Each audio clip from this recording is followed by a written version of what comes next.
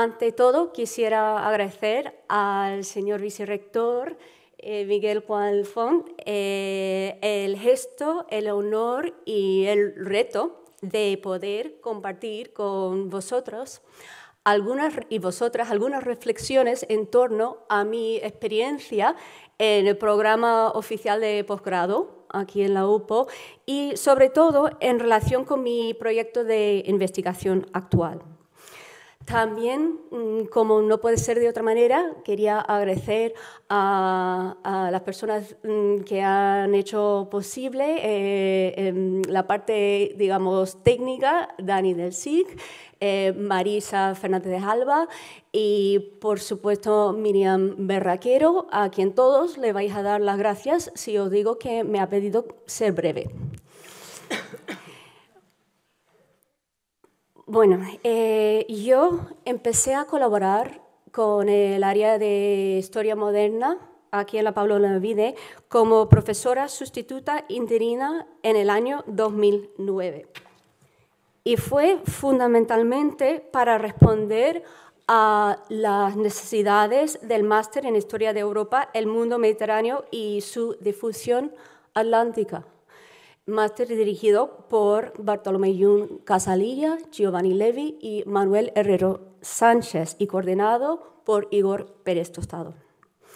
Fue una experiencia extraordinaria, al igual que la experiencia que estáis a punto de emprender, que me brindó la posibilidad de trabajar con esos expertos internacionales y entrar en contacto con otros, a la vez de colaborar con un alumnado nuevo ingreso, varias clases, tan llenas de potencial, de ilusiones, de inquietudes como vosotros. Lo digo porque como historiadora valoro de dónde venimos, nuestra rica diversidad de experiencias, de procedencias y más hacia donde queremos y donde podemos ir. Hacia dónde y cómo, sin miedo, con respeto, comprometidos a invertir en vuestro futuro y el nuestro para poder empezar a recoger lo sembrado, donde echamos raíces y volver a sembrar los frutos con el esfuerzo diario, tantas veces frustrado por recortes y restricciones. El programa oficial de posgrado requiere una estrecha colaboración y complementariedad entre la docencia de calidad y la investigación innovadora. Se trata de apostar nuevamente y como nos exigen los tiempos, por la innovación, la interdisciplinariedad y la internacionalización. Y evidentemente, por internacionalización no tiene sentido invertir en la formación de personas para resignarnos luego a su fuga. Por otra parte, sí tiene sentido y mucho facilitar la movilidad, como hemos visto en el vídeo, tanto de ida como de vuelta, para mantener la calidad, la relevancia y el impacto de nuestra investigación y docencia. Ahora, en la presentación más íntima de los másteres que viene después de este acto de inauguración, los coordinadores normalmente intentábamos explicar la posibilidad y la necesidad de trabajar en dos direcciones simultáneas. Por una parte, de ampliar nuestras competencias y conocimientos y, por otra parte, de profundizarlos. Ese doble movimiento simultáneo, ensayado tantas veces en el máster, facilitó asimismo la formulación de mi proyecto actual de investigación que tengo el honor de poder explicaros hoy. Se trata de una propuesta fortalecida por la relación identitaria entre la Universidad Pablo Olavide y los países de América Latina. y también los intereses de Sevilla y su vinculación con Panamá.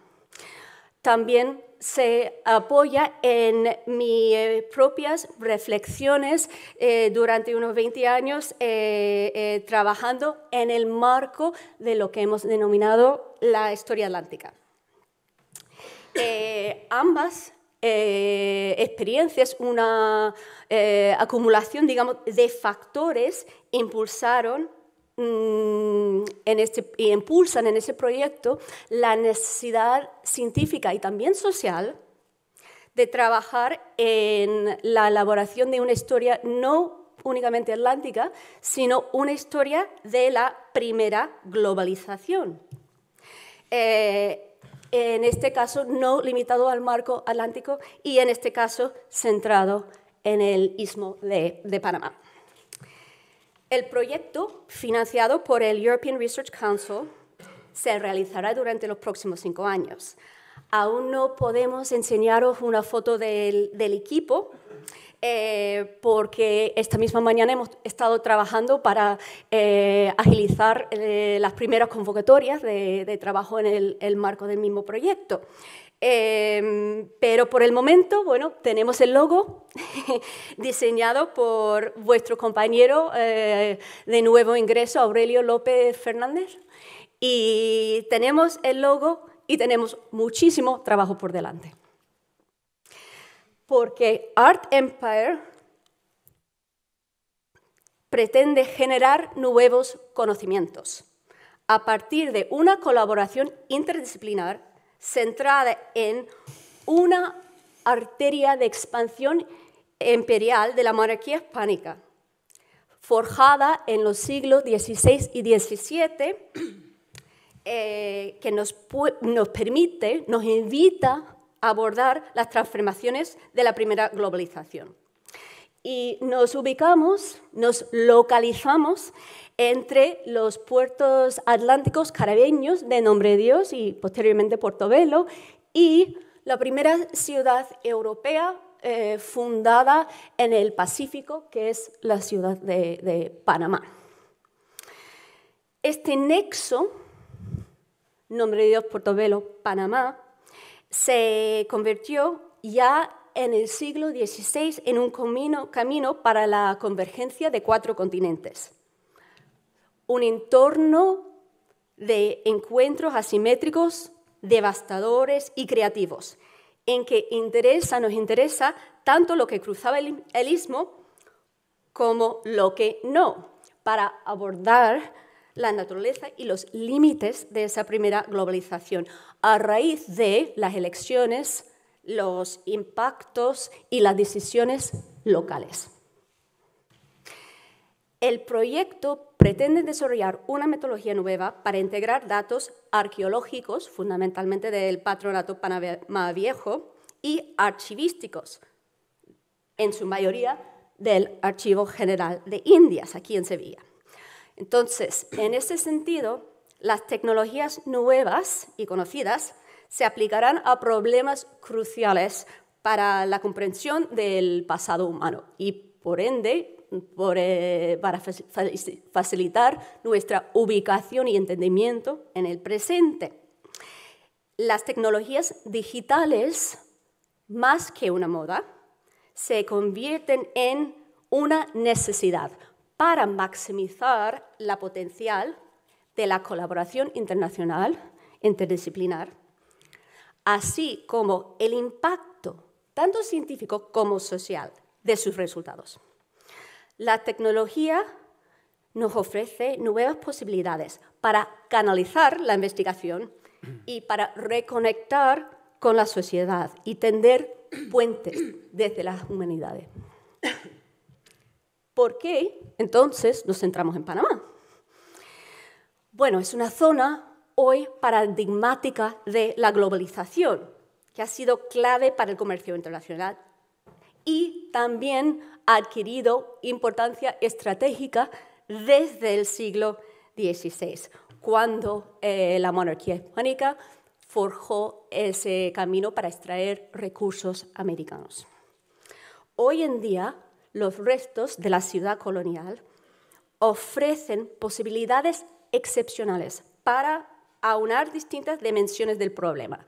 Y fundamentalmente queremos trabajar en 3 dimensiones, desde la arqueología histórica, la bioarqueología y también la investigación archivística, para intentar superar las limitaciones de cada ángulo y analizar esas interacciones entre agentes africanos, americanos, europeos y potencialmente asiáticos que podían llegar a minar los diseños imperiales.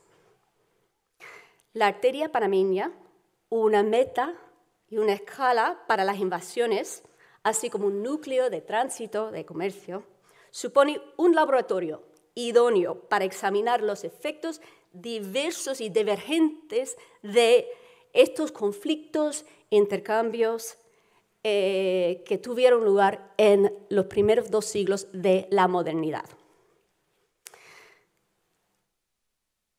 Bueno, Art Empire no surgió únicamente del programa de posgrado de la UFO, sino que también se fundamenta en trabajos anteriores que buscaban alternativas a los discursos dominantes, tanto hispanofóbicos, asociados con la denominada leyenda negra, como eurocentristas. También el año 2009, cuando estaba empezando a colaborar con la UPO, también tuve la oportunidad de impartir una conferencia en la Universidad de Panamá. Y en la ronda de preguntas, una alumna preguntó si, si a pesar del interés del tema, los cronistas y sus pleitos en la conquista de América, si mi metodología no era un tanto eurocentrista. Pues me quedé con la pregunta. O sea, mi contestación en ese momento era, pues sí, que dependían las fuentes, etc. Pero me quedé con la pregunta y también con el compromiso de trabajar la respuesta. El proyecto de investigación financiado por el European Research Council es una muestra del intento de responder a esa problemática. Porque preguntamos concretamente cómo esa convergencia, esa primera globalización, pudo facilitar la movilidad y la integración social en el mundo colonial. Concretamente, especialmente nos interesan en ese aspecto las experiencias de las mujeres de origen africano y americano.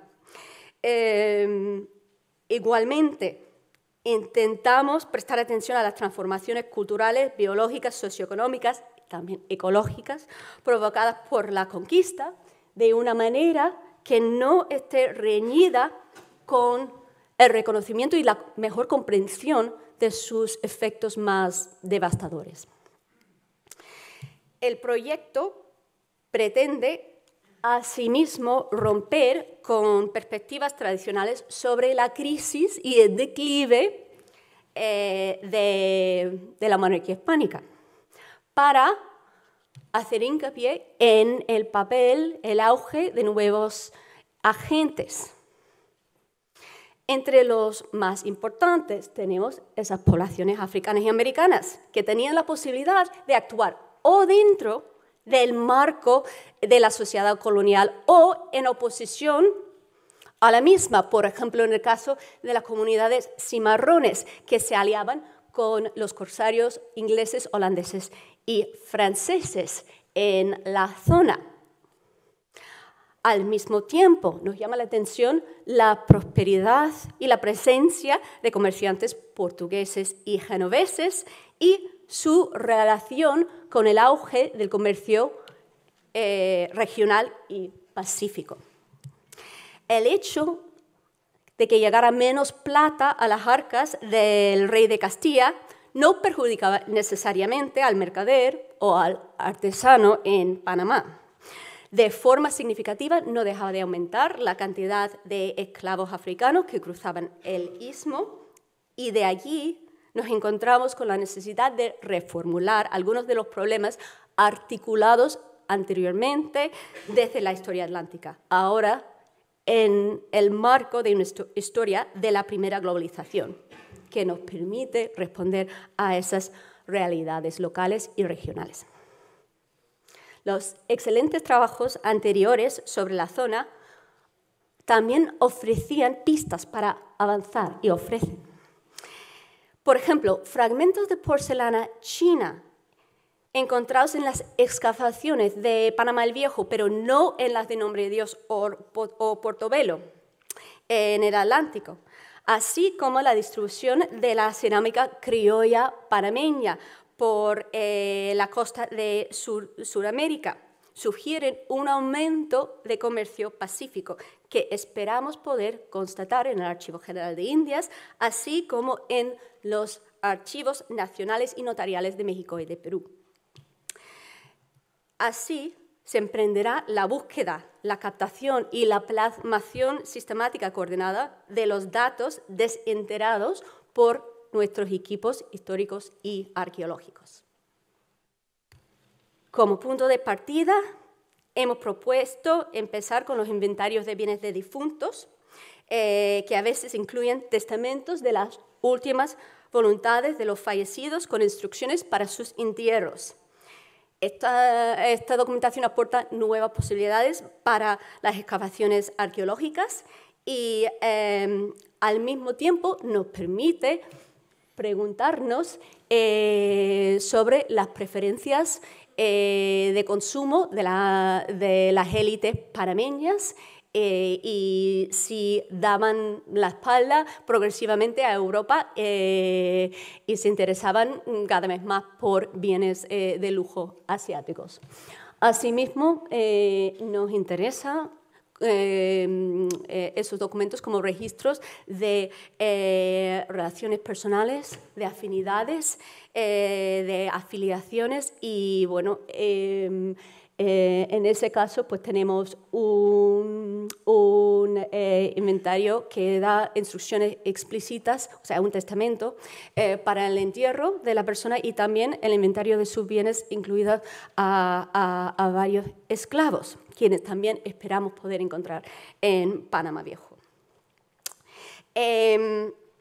Entonces, esos documentos tienen una limitación, que es su fuerte sesgo elitista. ¿Cómo podemos intentar superar esa limitación de las fuentes? Pues, por supuesto, tendremos que mirar otros tipos de documentación y, aún más, mirar el registro arqueológico para darnos una perspectiva complementaria desde abajo que siempre buscamos en la historia, pero que raramente tengamos las fuentes o los recursos para poder explorar. Entonces, de allí la importancia de los restos humanos de Panamá Vieja, que ofrecen posibilidades únicas y sin precedentes para comparar poblaciones pre- y postcoloniales claramente diferenciadas. Los análisis osteológicos y también isotópicas facilitarán las comparaciones entre la salud y las dietas de las poblaciones locales antes y después del contacto con Europa. Y los miembros del equipo arqueológico familiarizados con los restos liderados por Juan Guillermo Martín Rincón y con la colaboración de Javier Rivera Sandoval, ambos en la Universidad del Norte en Barranquilla, Colombia. Ellos necesitan los resultados de los análisis isotópicos que se harán en Mannheim, Alemania, para comprobar su hipótesis de que una mayor incidencia de hiperestosis porótica, es decir, una deterioración de los huesos que parece corresponder a una anemia nutritiva,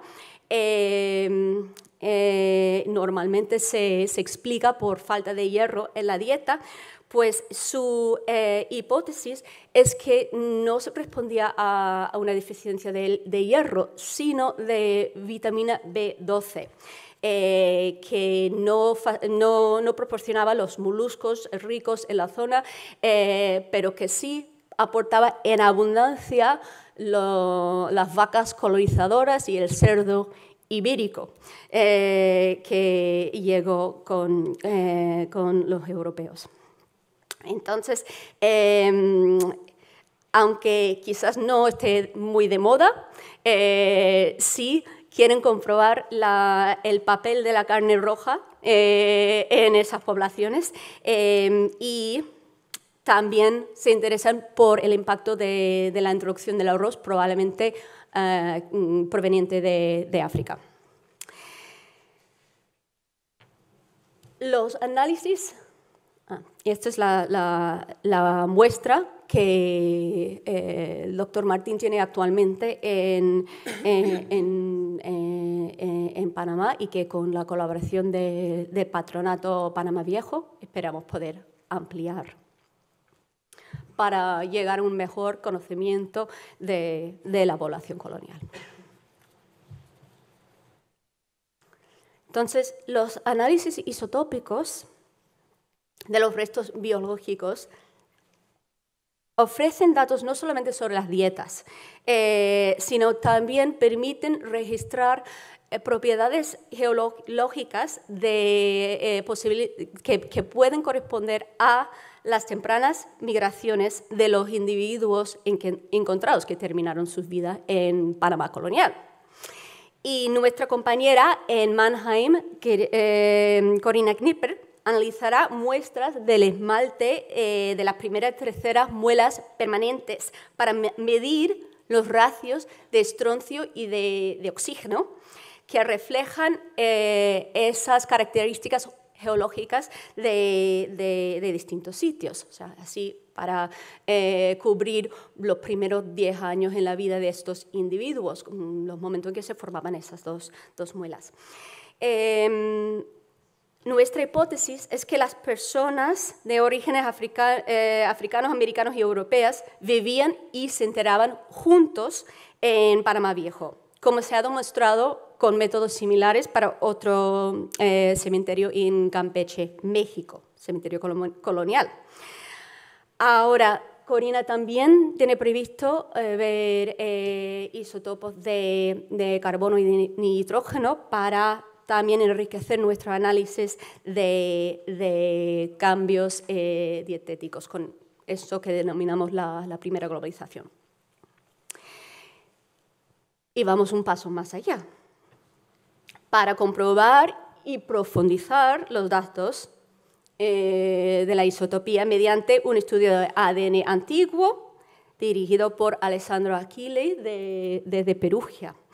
Y la secuenciación de ADN en ese caso no solamente permite demostrar el género, sexo con seguridad, sino también establecer la herencia materna y paterna de los individuos enterados para poder conocer posibles relaciones de parentesco entre ellos.